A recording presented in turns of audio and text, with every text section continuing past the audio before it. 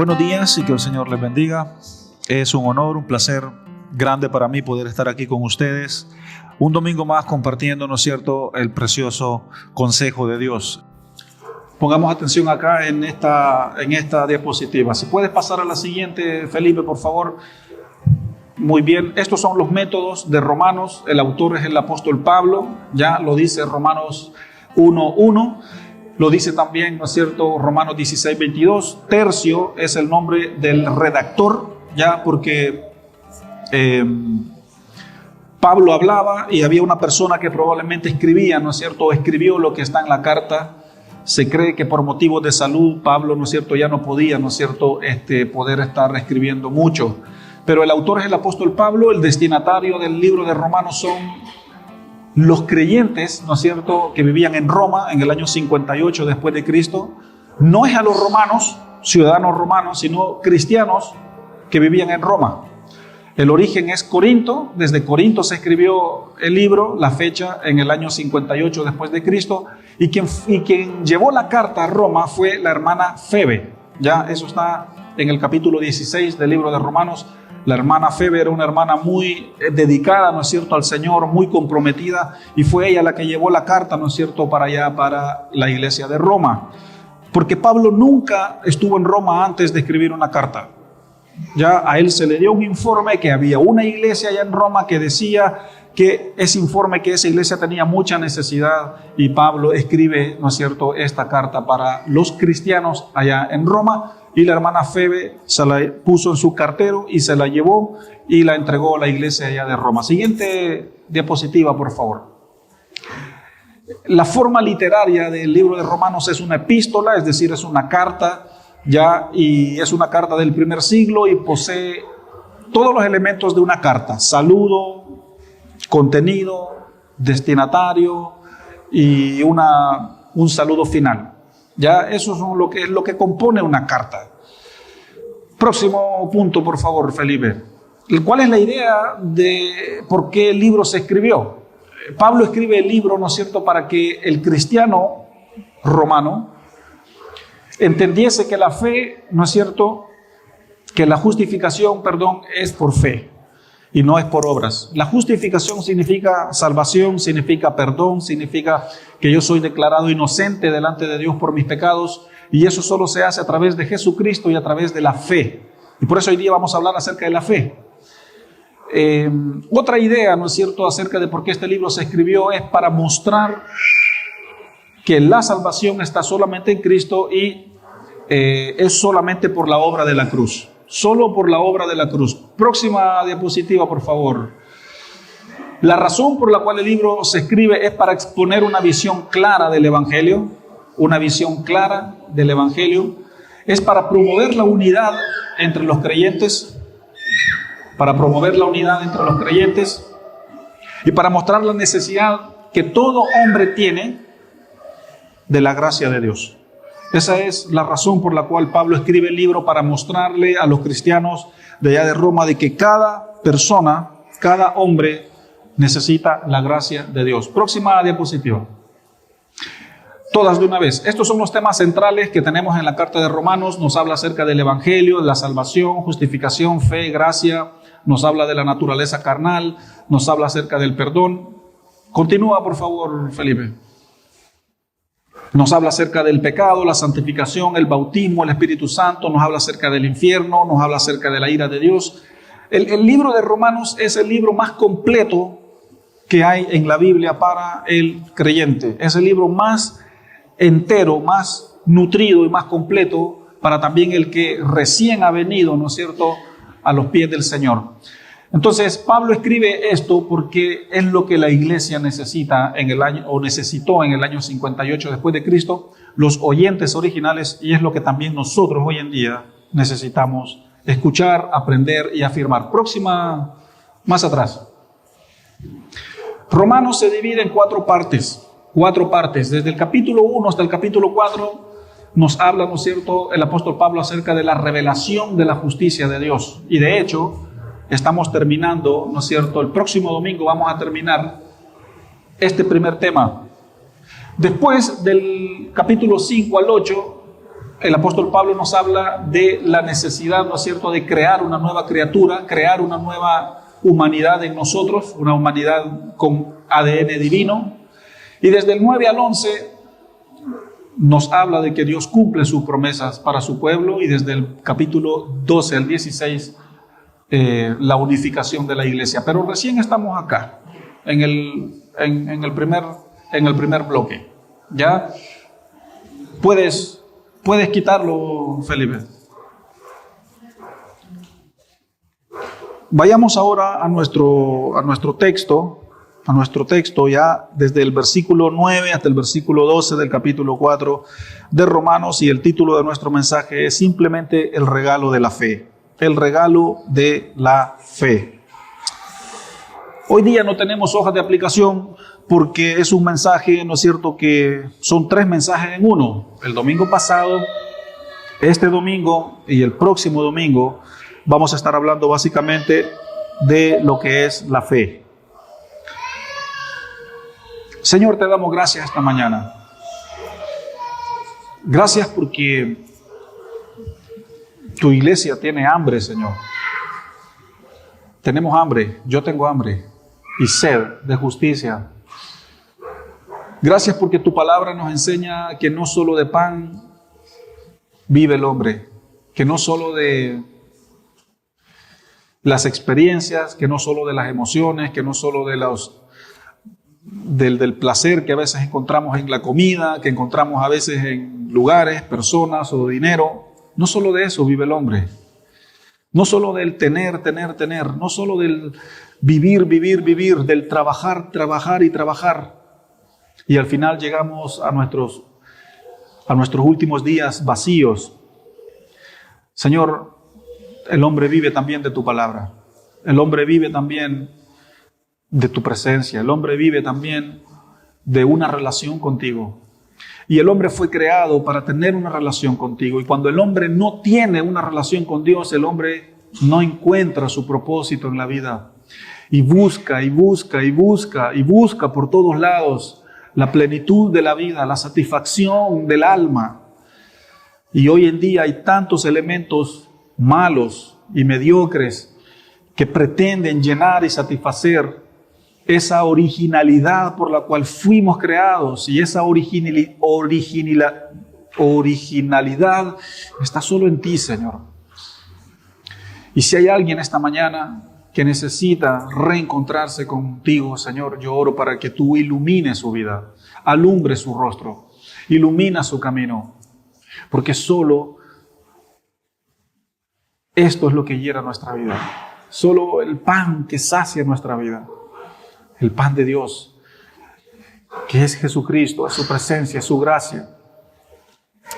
Y yo quiero darte gracias porque tu iglesia, no solo esta iglesia, sino la iglesia universal en todos los países del mundo, a esta misma hora, están reunidas para adorar al gran Rey, para adorar al gran Dios. Señor, solo quiero pedirte, Espíritu Santo, que satisfagas nuestra vida. Que por favor, Espíritu Santo, llenes nuestra vida con la plenitud de Dios. Es que solo en ti está este sentido y este propósito. Y a pesar de que no tengamos para pagar el arriendo, que no tengamos para muchas comodidades, pero si tenemos la plenitud de la vida que es Jesucristo en nosotros, todo está bien. Todo está bien. Gloria a Dios, Señor, por los desiertos, por los desafíos. Pero queremos, Señor, pedirte que sanes nuestro corazón. Queremos pedirte esta mañana también que llenes nuestra vida, llena nuestros vacíos. Que la ansiedad, Señor, no controla más mi vida. Que mi futuro no está en el miedo. Que la inseguridad no es parte de mí. Que el pánico y el temor a lo que va a venir en el futuro no me controla, no me gobierna. Y queremos, Señor, vivir el diario vivir. Queremos vivir el día a día. Y tú eres suficiente. Tú eres suficiente, Señor, para nuestras vidas, nuestras familias, matrimonios, hijos. Tú eres suficiente, Señor. Amén y amén. Versículo 9 del capítulo 4 dice: ¿Es pues esta bienaventuranza solamente para los de la circuncisión o también para los de la incircuncisión? Porque decimos que a Abraham le fue contada la fe por justicia. Da la sensación de que Pablo está hablando de lo mismo. Y dale con la incircuncisión, y dale con la circuncisión, y dale con esto, y que dale con los judíos, y que dale con los gentiles. Bien, entonces el apóstol Pablo está hablando, ¿no es cierto?, acá en el versículo 9, de que si la bienaventuranza de la fe, la palabra bienaventuranza significa bendición, significa gozo, significa algo bueno. Entonces la bonanza, lo bueno, la bendición, el privilegio, la bienaventuranza que Dios nos da de tener fe, dice el apóstol Pablo, ¿eso fue para quién? ¿Para los de la circuncisión o para los de la incircuncisión? Es decir, ¿fue para los judíos o solo para los gentiles? Y bueno, la respuesta la vamos a encontrar más adelante. Porque Pablo dice en el versículo 9 que Dios dio, ¿no es cierto?, a Abraham, o lo justificó por medio de la fe. Es decir, cuando Dios llama a Abraham, lo declara inocente, le dice a Abraham, yo tengo un propósito para ti, deja tu tierra, anda al lugar donde yo te voy a decir que vayas, y si tú crees esto, serás salvo. Y si tú crees esto, entonces serás inocente de tus pecados y serás parte de mi reino. Y eso es la justificación por medio de la fe. Pero aquí el apóstol Pablo pregunta, ¿pero esa justificación para quién es? ¿Es solo para el pueblo de Israel o para el que no es del pueblo de Israel? Versículo 10. ¿Cómo pues la fe, cómo pues fue contada? ¿Cómo fue contada la fe? Dice Pablo en el versículo 10. ¿Estando en la circuncisión o en la incircuncisión? No en la incircuncisión, sino en la incircuncisión. Felipe, si me puedes poner la diapositiva de la circuncisión, por favor, quiero que entendamos un poco esto. ¿Qué significaba o qué significó la circuncisión en el Antiguo Testamento? ¿Por qué era tan importante esto de la circuncisión? Bueno, en primer lugar, tenemos aquí 4 puntos. Primero, es una operación, es una cirugía por la que se cortaba el prepucio del miembro masculino y esta acción se practicaba al 8º día del nacimiento. Punto 1. Punto 2, significaba, ya esta circuncisión tenía un significado y el significado es consagración de un pueblo para Dios. Esa era la marca de la consagración y la palabra consagración significa apartado, separado, apartado, separado, apartado, separado. El pueblo de Israel fue un pueblo apartado de los demás pueblos y fue el único pueblo que tuvo a Dios como su Dios, a un Dios divino como su Dios. Todos los demás pueblos tenían otros dioses paganos, otros dioses malos, pero Israel fue consagrado, es decir, fue apartado, fue separado, y la marca de esa consagración era la circuncisión. ¿Ok? Era una marca que todo hombre israelita tenía, aparte de los amorreos, filisteos, jebuseos, de todos los otros pueblos. Entonces, cuando Pablo habla aquí en Romanos acerca de la circuncisión, habla acerca de gente consagrada, habla de gente apartada. Y tanto como el judío fue apartado, después de que Cristo viene, ¿no es cierto?, le entrega el evangelio a los judíos, pero después también empiezan los no judíos a venir a la fe, que somos todos nosotros. Porque ya lo hemos dicho, aquí no hay ningún judío. Entonces, circuncisión significa consagración, significa apartado, separado. Entonces, cuando habla la palabra allí, incircuncisión, se refiere a los gentiles, a los no judíos. Y cuando habla acerca de circuncisión, se refiere a los judíos. ¿Ya? Tercer punto, la circuncisión era el sello, la marca que confirmaba que Israel era un pueblo apartado para Dios. Ahora, en nuestros días, después de Cristo, termina el Antiguo Testamento, empieza el Nuevo Pacto, el Nuevo Testamento, y ahora quien circuncida nuestra vida es el Espíritu Santo.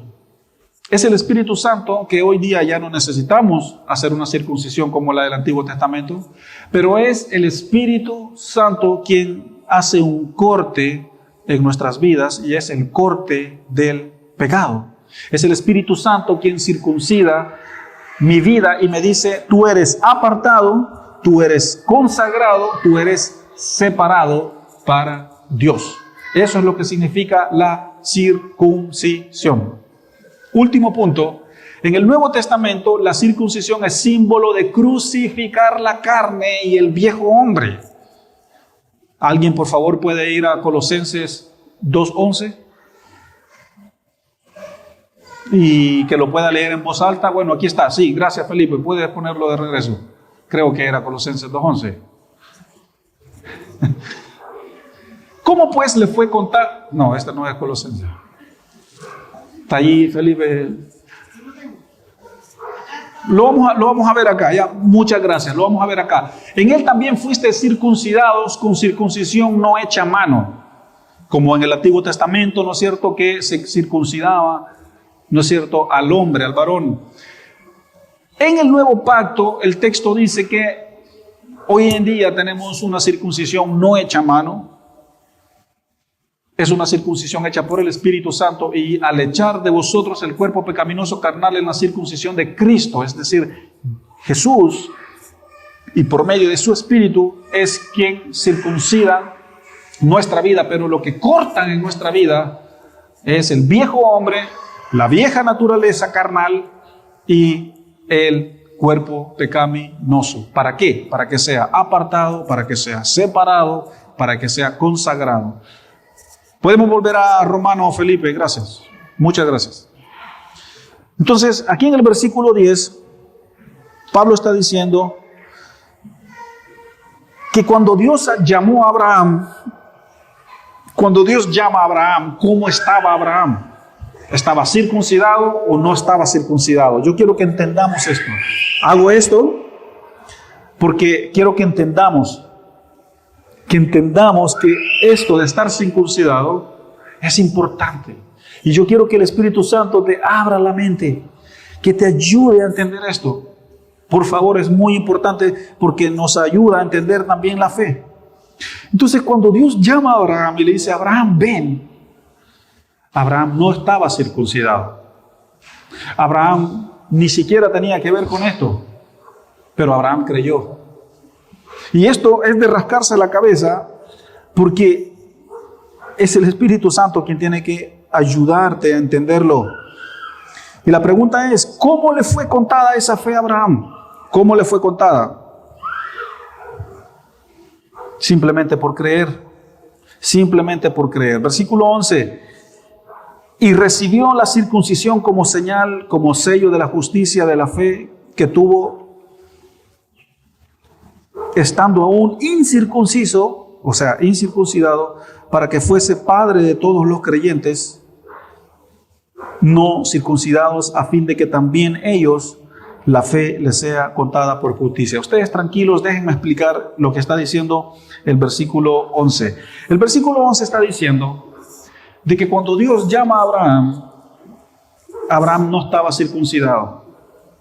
Y fue así para que Abraham también fuese padre de los no circuncidados. Y después Abraham, ¿no es cierto?, es circuncidado para que también Abraham fuese el padre, ¿no es cierto?, de los sí circuncidados, es decir, de los judíos.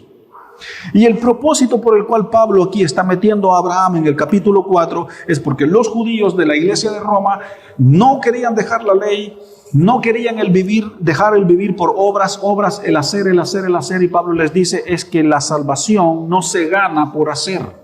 La salvación no es algo que se gana.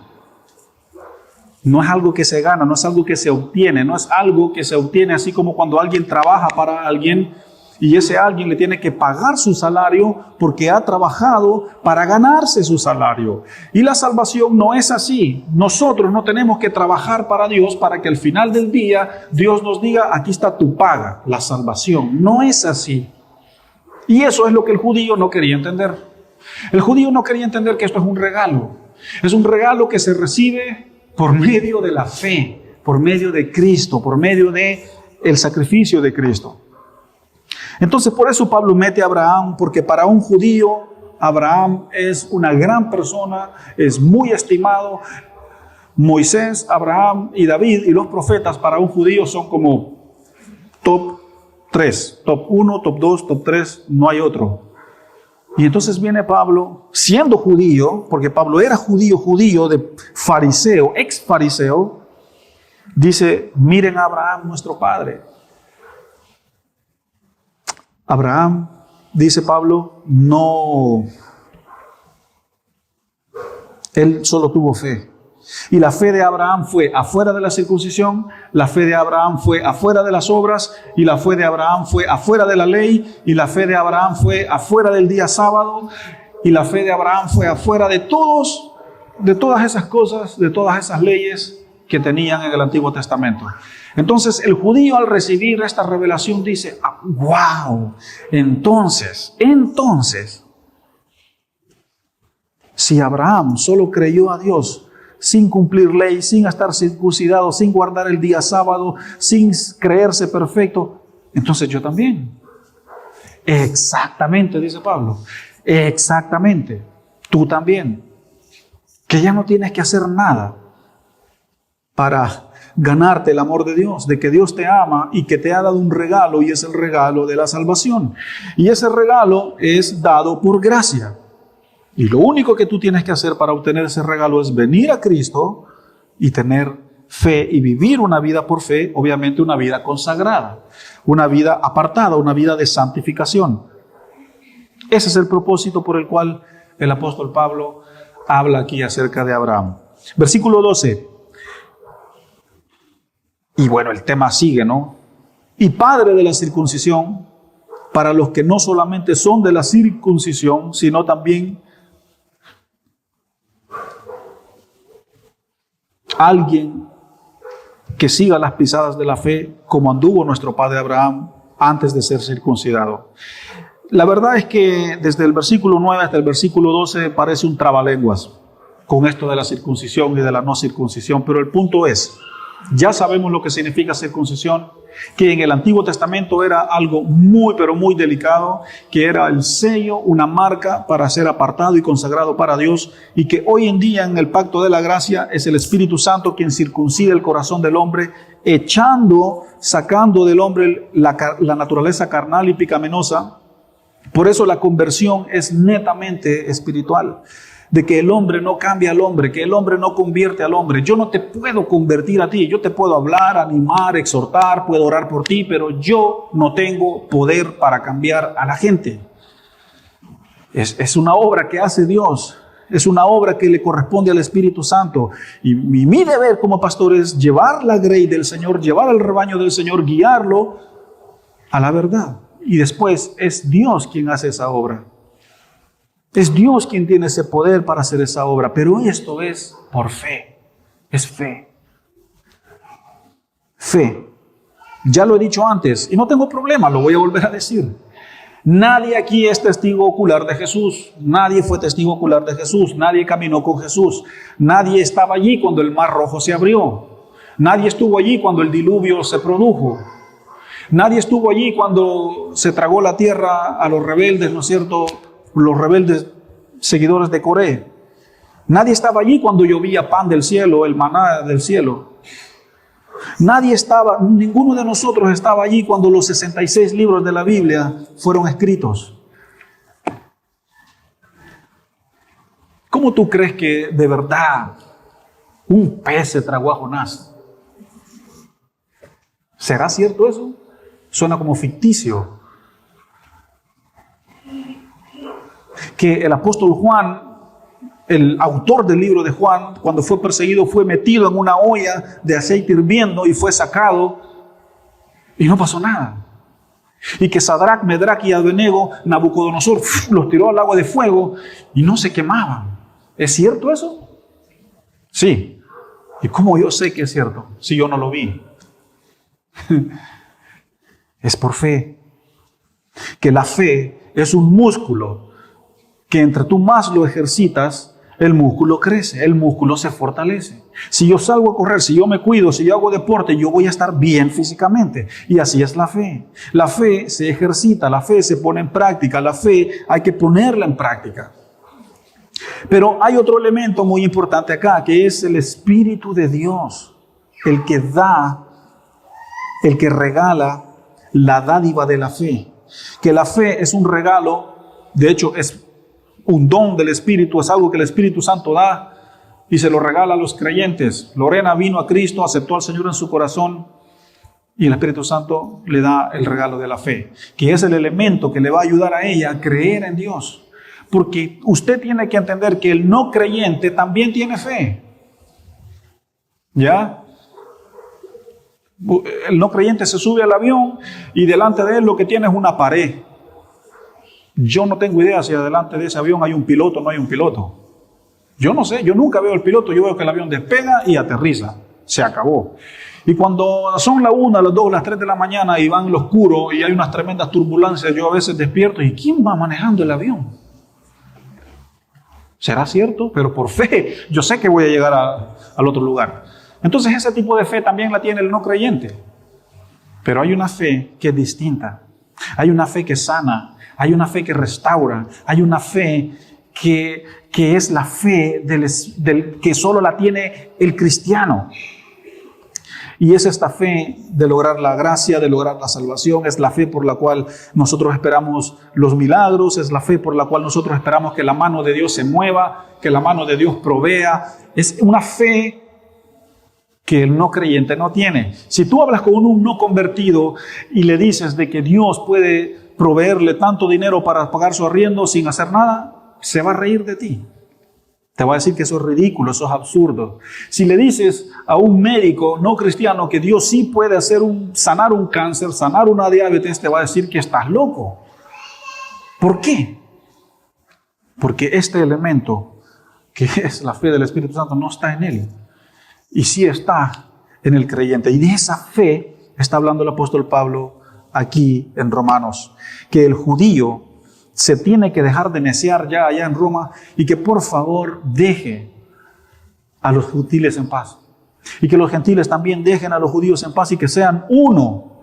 Porque el emperador Claudio levanta un decreto cerca del año 58 después de Cristo. El emperador Claudio en Roma levanta un decreto y dice que todos los judíos y los cristianos de Roma tienen que salir de Roma. Y eso sucedió. Y todos salieron.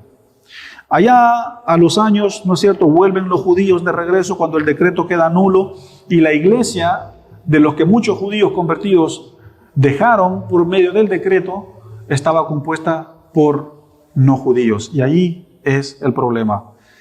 Y para un judío, ver a ¿qué estás haciendo acá? Tú no eres de mi raza, tú no eres de mi sangre, tú no eres de mi estirpe, tú no eres...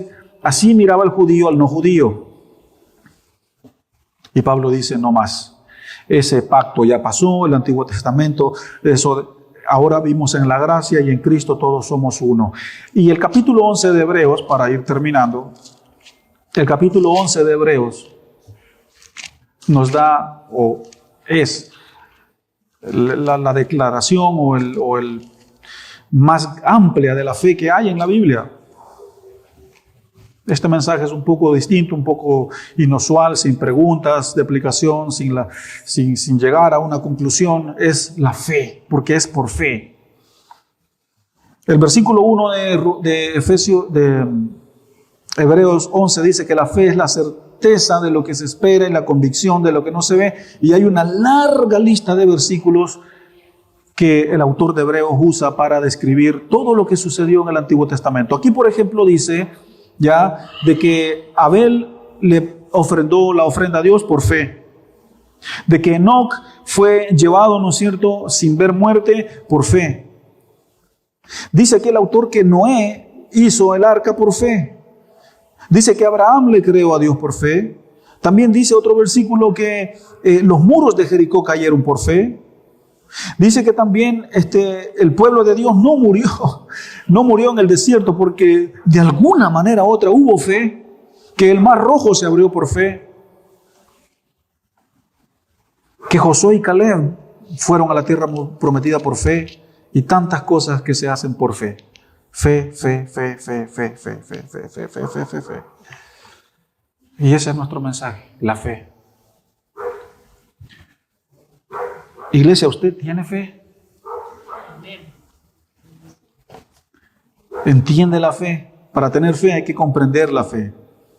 No es que Dios está a la orden de mis caprichos, no, que yo quiero un auto, que yo quiero una casa, y si Dios no me la da, Dios es malo. Mi hijo viene a mí y me pide cosas, mi hija viene a mí y lo que quiere no es una necesidad. Son más gustos o caprichos. Y yo sé lo que ella necesita. Y cuando yo sé que no lo necesita, no se lo doy. Punto, se acabó. Y empieza el berrinche. Así como el cristiano también, cuando no obtiene una respuesta de parte de Dios, empieza el berrinche. Y suena fuerte esto del berrinche. Pero somos berrinchosos, es la verdad. Es parte de nuestra naturaleza humana. Entonces, para concluir, esta mañana yo quiero que cerremos nuestros ojos y que hagamos una oración de fe. Porque todo lo que nosotros hacemos es por fe. Es por fe. Padre amado, gracias por esta palabra, gracias por esta reflexión. Porque hay muchos esta mañana que por fe vinieron acá. A lo mejor no tenían ganas de venir, no tenían ganas de asistir a un servicio, pero hubo algo, y ese algo se llama fe. Por fe yo me levanto, por fe yo voy, por fe yo tomo un colectivo y voy a la iglesia. Señor, gracias por el regalo de la fe, porque es el elemento para agradarte. Como dice el versículo, sin fe es imposible agradar a Dios. Señor, esta mañana yo quiero pedirte que aumentes la fe de la iglesia. Aumenta la fe de tus hijos. Aumenta nuestra fe. Aumenta nuestra fe. Levanta nuestra fe. Incrementa, Señor, nuestra fe. Aunque estemos rodeados, Señor, de negatividad, aunque estemos rodeados de no resultados positivos, aumenta nuestra fe. Danos, Señor, fe. Queremos ser hombres y mujeres que creen en ti. Hombres y mujeres que creen que las puertas sí se pueden abrir. Que las oportunidades de Dios están allí para los creyentes. Que las bendiciones de Dios son alcanzables para los que aman a Dios. Señor, si hay alguien aquí que está enfermo, si hay alguien acá que está en necesidad, si hay alguien acá, Señor, que está luchado, está luchada, tiene el corazón trabado por algún conflicto, por algún desacuerdo. Señor, si hay alguien que está de verdad completamente, quizás ha perdido el sentido, el rumbo de la vida, el propósito de la vida, Señor, dale fe. Por fe yo me levanto, por fe yo hago este proyecto, por fe yo empiezo este negocio, por fe yo hago un compromiso con mis hijos, por fe yo hago un compromiso con mi familia. Por fe Dios me proveerá, por fe yo tendré hijos, por fe yo tendré un matrimonio, por fe el Señor me dará un esposo, me dará una esposa, por fe arreglaré mi vida. Por fe voy a dar pasos. Por fe yo lo voy a hacer porque creo en Dios, porque tengo la dádiva de la fe, porque tengo el Espíritu Santo que me ayuda a creer. Por fe mi situación financiera mejorará. Por fe soy salvo. Por fe he alcanzado la gracia. Aumenta, Señor, nuestra fe. Y el sermón del domingo pasado, el sermón de hoy y el sermón del próximo que viene será por fe, hasta que aumentes nuestra fe. Ayúdanos, Señor, a ejercitar el músculo de la fe. Y como dice tu palabra, que el cristiano, es decir, el justo, por la fe vivirá. No queremos vivir, Señor, solo de comida, figurativamente hablando, no solo de comer físico, sino también de comer en el Espíritu. Alimenta, Señor, nuestro espíritu. Sacia, Señor, nuestro espíritu. Sacia, Señor, nuestro corazón. Que podamos ver al horizonte y podamos suspirar y decir, mi vida está plena en Dios. Por fe, Señor, esta iglesia existe. Por fe esta iglesia se sostiene. Por fe esta iglesia tiene líderes, tiene ancianos. Por fe en esta iglesia hay niños, hay jóvenes. Por fe en esta iglesia hay matrimonios. Por fe.